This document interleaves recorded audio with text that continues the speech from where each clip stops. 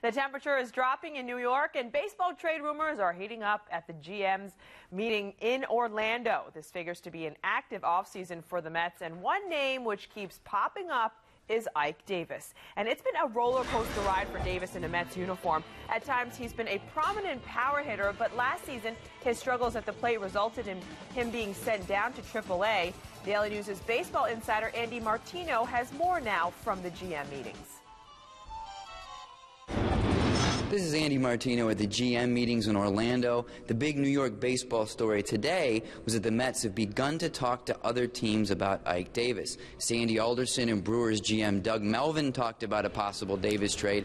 That didn't go anywhere, but we're keeping our eye on the Brewers because that is a team that needs a first baseman. The Mets think that they have up to 6 teams who might be possible fits for Ike Davis. They have chosen Lucas Duda as the guy who they would rather have at first base next year. This remains an evolving, fluid situation, but the real takeaway here is Duda over Davis. That really does appear to be the choice. On other Mets fronts in free agency, the team has identified shortstop Johnny Peralta as a top free agent target. They don't know if he'll sign soon. They think he's a fit. They'd like to make a quick strike, and they like him a lot, but we'll see when that actually happens, or if it happens, because they'll have competition there.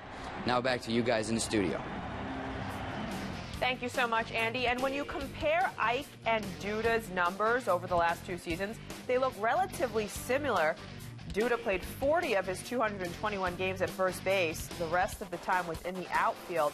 Mets GM Sandy Alderson talked about his approach for the offseason. And we talk about the money we have to spend, but I think in terms of all of our resources, we're in a better position. Free agent-wise, we're in a better position trade-wise. Our system is better.